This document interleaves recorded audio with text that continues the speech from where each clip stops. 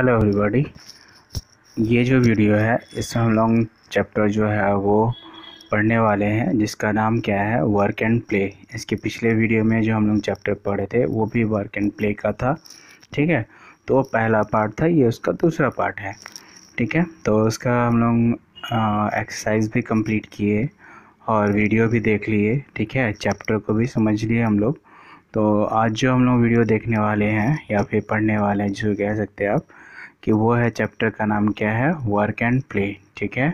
तो same definition है वहाँ भी और यहाँ भी, मतलब कि जो चैप्टर है वो क्योंकि सेम नाम का चैप्टर था, तो वहाँ पे हम लोग देखे कि कौन कौन से खेल खेलने चाहिए, इंडोर गेम्स क्या होता है, आउटडोर गेम्स क्या होता है, रूल को खेलने समय क्या रूल्स होते हैं, कोचेज़ की बात हम लोगों को कैसे माननी चाहिए, कौन से पीरियड में खेल खेलना चाहिए, ये सब हम लोग देख चुके थे।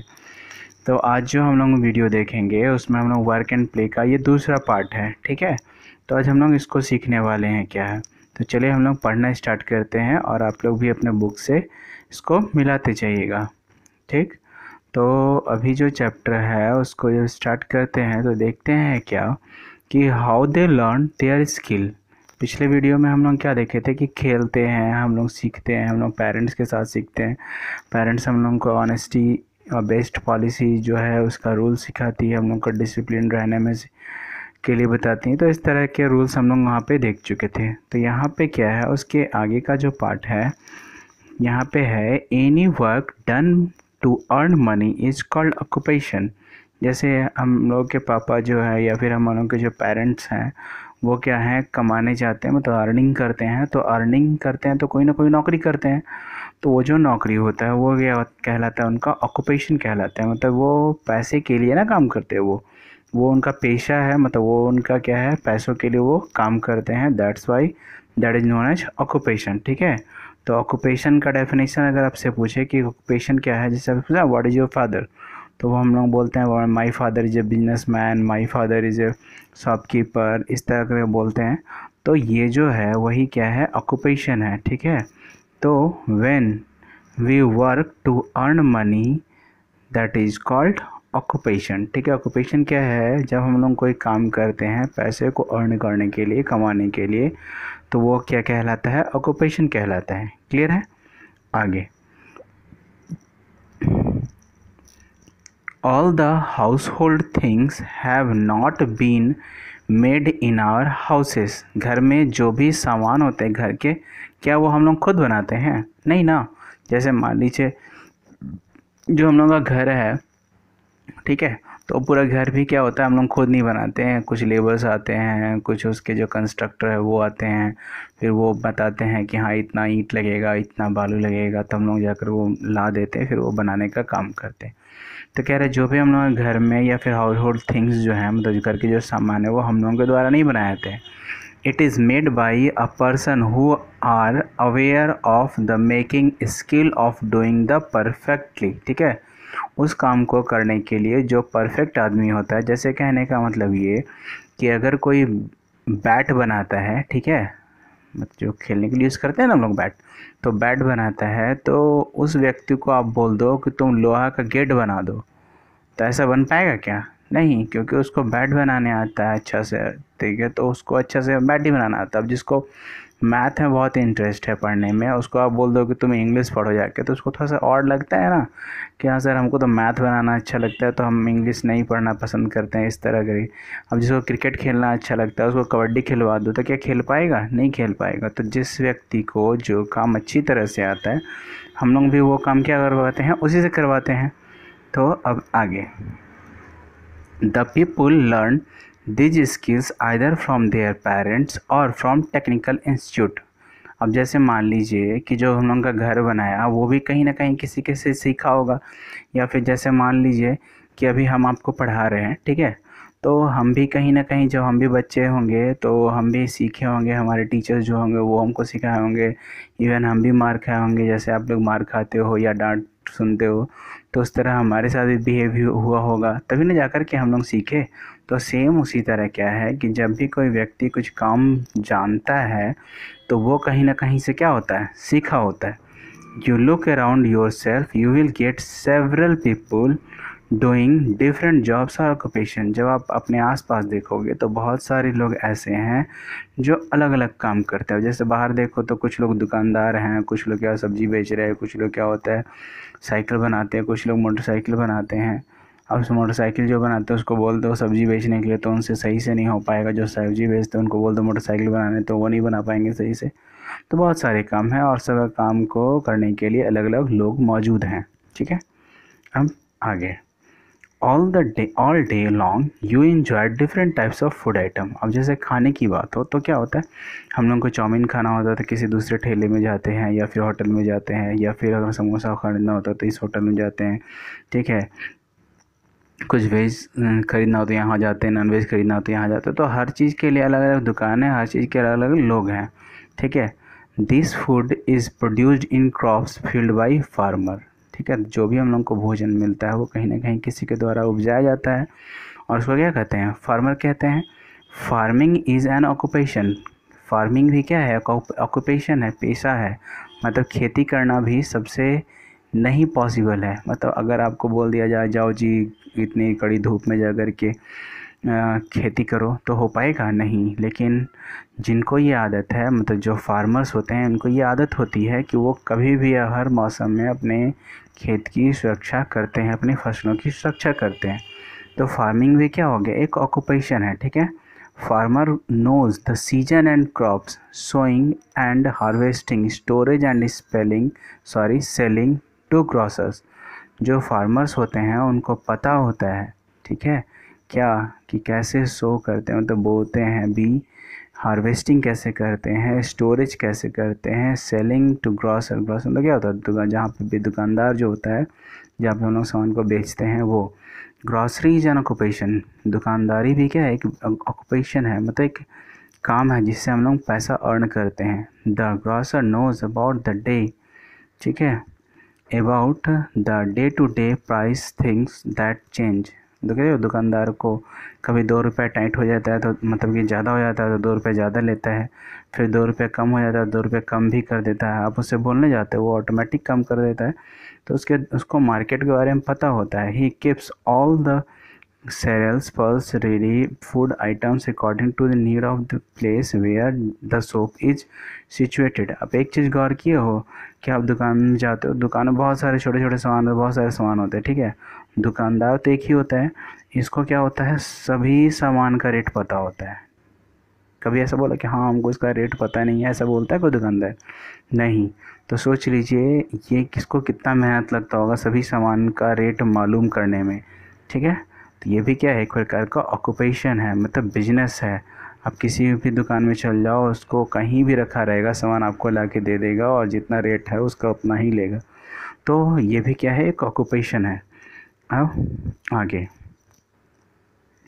He keeps balance wait box and papers packet और बैग्स टू सेल थिंग्स। सामान बेचने के लिए वो लोग पैकेट रखते हैं ना। I met with a potter. ठीक है, पॉटर मतलब क्या होता है, जो मिट्टी का बर्तन बनाता है। हाँ, he makes pots on Potter wheel. देखते हो उनके पास एक व्हील लगा होता है, तो एक चक्का होता है, जैसे बैलगाड़ी का चक्का दिखता है ना, उसी की तरह एक चक्का होता है, मतलब एक व्हील होता है जिसमें कि वो लोग मिट्टी का बर्तन बनाने का काम करते हैं। ठीक है,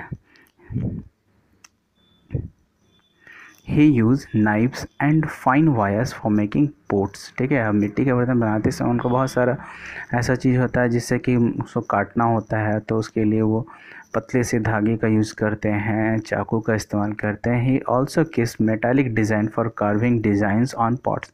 देखते बहुत सारा जो पॉट्स होता है, मतलब मिट्टी का जो बर्तन होता है या घड़ा कह लो आप, उसमें तो बहुत सारे डिज़ाइन बनाते, तो डिज़ाइन बनाने के लिए भी सामान वो रखते हैं। He was only 10 years old when his father suddenly teaching him art of pottery। ठीक है, मतलब एक बार मैं क्या हुआ कि एक लड़के से मिला जिसकी उम्र कितनी थी, 10 साल। ठीक है, 10 years, और उसके पापा उसको क्या सिखा रहे थे, कैसे पॉट्स बनाया जाता है ये। ठीक है, मतलब पॉट्स को कैसे क्रिएट करते हैं ये उसके फादर सिखा रहे थे। Vishwakarma is a cycle mechanic. ठीक है, विश्वकर्मा क्या है, एक साइकिल मैकेनिक है। He learn the repairing work from his father. और वो किससे सीखा, जो साइकिल बनाने का जो आर्ट है वो किससे सीखा, अपने पापा से सीखा। His father had a cycle repairing job under the tree. उसके पापा जो हैं, विश्वकर्मा के पापा जो हैं, एक विश्वकर्मा क्या है, एक साइकिल मिस्त्री है। उसके पापा से वो सीखा है अपने साइकिल बनाने के लिए। ठीक है, उसके पापा एक पेड़ के नीचे दुकान दिया करते थे। Now Vishwakarma has purchase the shop in the market where he does work of repairing. ठीक है, लेकिन अभी क्या है, विश्वकर्मा जब अपने पापा से सीखा तो पैसा कमाया और एक बड़ा सा दुकान में रह करके अभी अपना दुकान चला रहा है। A tailor stitches clothes. He uses needle, thread, and sewing machine. He learned these art from his mother at home. ठीक है, अब जैसे जो टेलर होता है वो क्या होता है, वो भी कहीं ना कहीं से सीखा होता है। तो वो अपनी मम्मी से सीखा होता है, अपने जो उसके टीचर्स होते हैं, मतलब जो उसको सिखाते हैं, उनके जो गुरु होते हैं वो उनको सिखाते हैं और उससे वो सीखता है। सेम उसी तरह एम्ब्रॉयडरी, मतलब जो कढ़ाई करते हैं, देखते हैं साड़ी बहुत सारा डिज़ाइनदार आता है, फिर सूट्स बहुत सारा डिज़ाइन वाला आता है, टी शर्ट आता है इसमें कि बहुत सारे कार्विंग किए होते हैं। तो वो सब क्या होते हैं, एम्ब्रॉयडरी कहलाते हैं। Embroidery prepare ladies cloth, saris and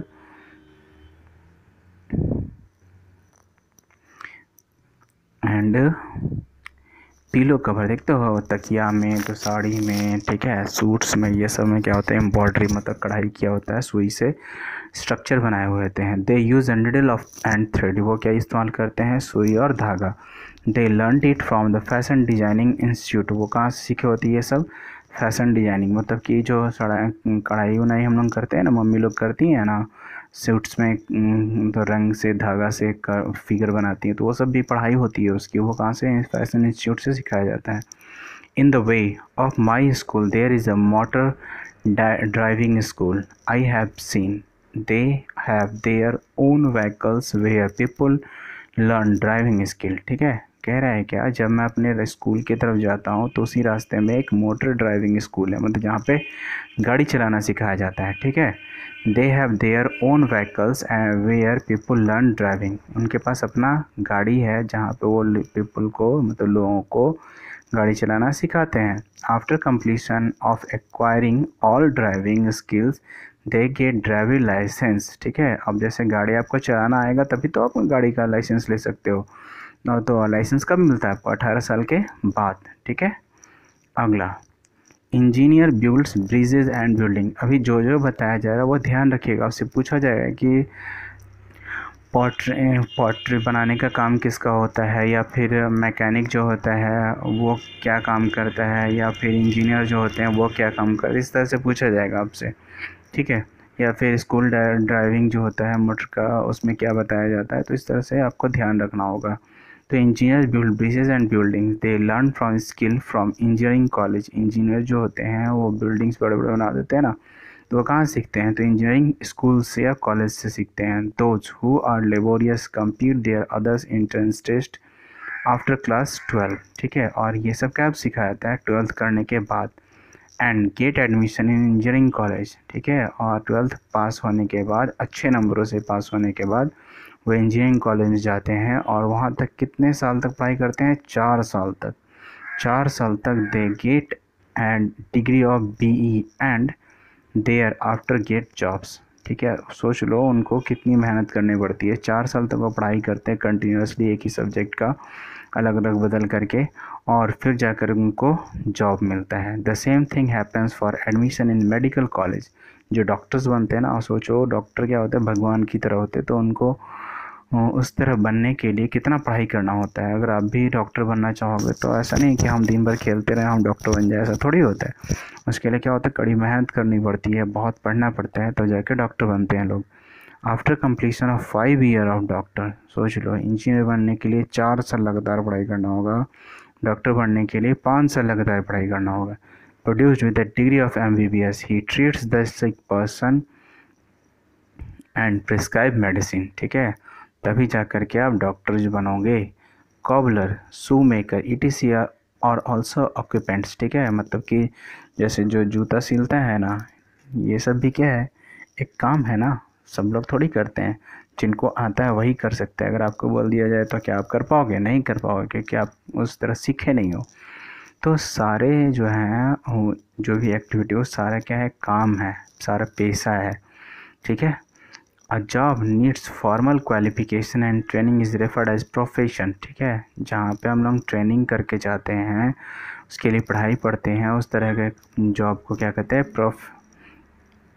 profession. The people engage in profession are referred as professional. और जो वो उस काम को करते हैं वो क्या कहलाते हैं? प्रोफेशनल कहते हैं। मतलब ट्रेनिंग करके जिस काम को करते हैं वो प्रोफेशन होता है, और जो वो उस काम को करते हैं वो क्या कहते हैं? प्रोफेशनल कहलाते हैं। ठीक है, doctor, nurse, advocate, guard, cook, pilots are professional. ये सब क्या है? प्रोफेशनल्स हैं। ठीक है, क्योंकि ये लोग ट्रेनिंग करके काम को करते हैं। ऐसा नहीं कि जब मन किया तो डॉक्टर बन गए, जब मन किया तो पायलट बन गए, ऐसा होता है क्या? नहीं होता ऐसा। They wear a special dress. ठीक है, यहाँ पे देखिए, they wear a special dress called uniform. अब जैसे आप स्कूल में जाते हो ना, तो किसी भी स्कूल का यूनिफॉर्म देखकर आप कैसे बता सकते हो कि वो है? तो इसी तरह जो भी प्रोफेशनल्स होते हैं उनका अपना एक यूनिफॉर्म होता है। अब जैसे मान लो पुलिस का ड्रेस अगर कोई कॉबलर पहन ले, ठीक है, तो वो क्या होगा? पुलिस इंस्पेक्टर हो जाएगा या कोई पुलिस वाला व्यक्ति हो जाएगा।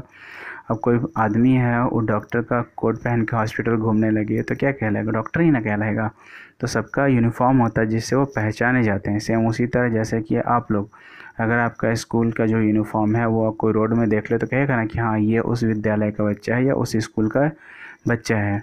Uniform identify the people of the profession. ठीक है, यूनिफॉर्म ही बताता है उसके प्रोफेशन के बारे में। Uniform of the students identifies the school where and in which he or she reads. ठीक है, किसी भी बच्चे का यूनिफॉर्म बताता है कि वो बच्चा कहाँ पढ़ता है। Long back in our country women were suppose to not do household work, to do only household work.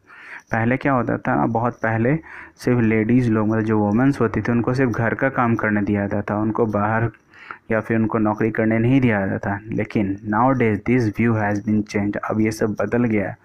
Both men and women, आदमी और जो वो औरतें हैं वो सारे, they are capable of doing things equally है। वो लोग समान काम कर, जैसे देखते हो जो ट्रेन होता है उसमें जो जेंट्स ड्राइवर भी होते हैं, उसमें लेडीज़ ड्राइवर भी होते हैं। इवन कि एरोप्लेन की बात तो वहाँ भी जेंट्स होते हैं, वहाँ भी लेडीज़ होती हैं। मतलब कि हर जगह पे जेंट्स और लेडीज़ इक्वल काम कर रहे हैं। जैसे स्कूल में देख लीजिए टीचर्स हैं, मतलब वो लेडी टीचर भी हैं और जेंट्स टीचर भी हैं।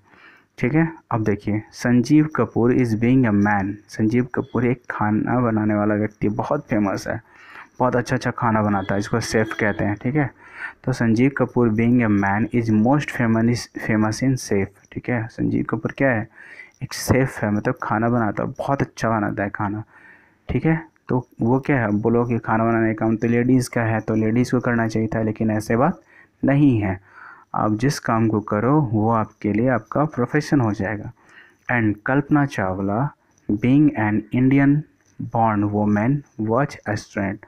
कल्पना चावला को पता है ना, एस्ट्रोनॉट जो मतलब अंतरिक्ष में जाते हैं, वो लेडी थी फिर भी वो अंतरिक्ष में गई, मतलब इतना ज़्यादा पढ़ाई की और इतना ज़्यादा अपॉर्चुनिटी को यूज की। ठीक है, तो इसलिए हम लोग कह सकते हैं कि लेडीज़ और जेंट्स में हम लोग को डिफरेंस नहीं करना चाहिए। सारे काम को सारे लोग मिलके कर रहे हैं आजकल।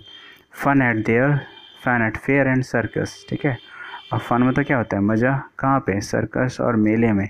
Fears are organised on the special occasion like Diwali, Dussehra, Kumbh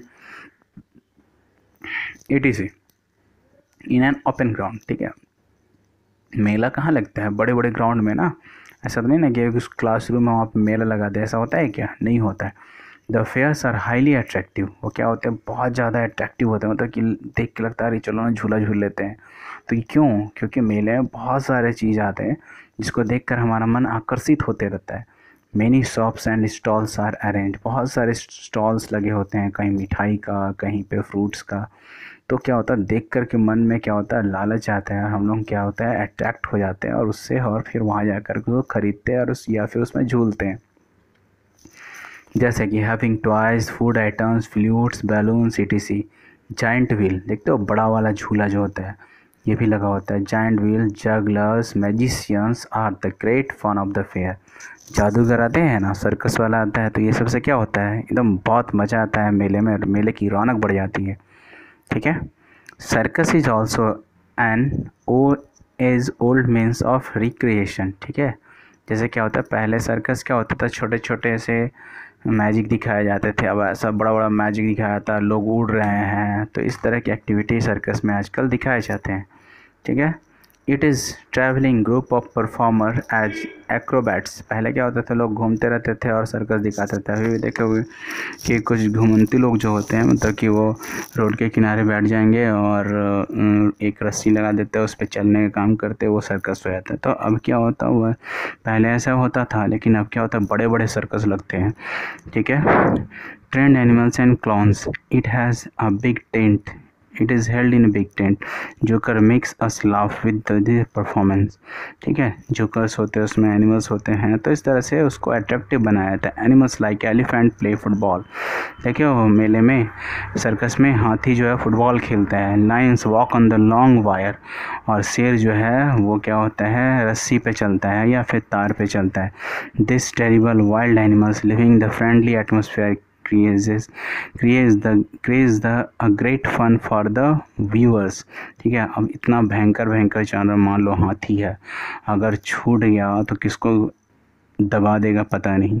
animals में जैसे लायन है, वो क्या बताओ, उतना खतरनाक जानवर है, फिर भी वो लोगों के साथ रहता है और परफॉर्म करता है।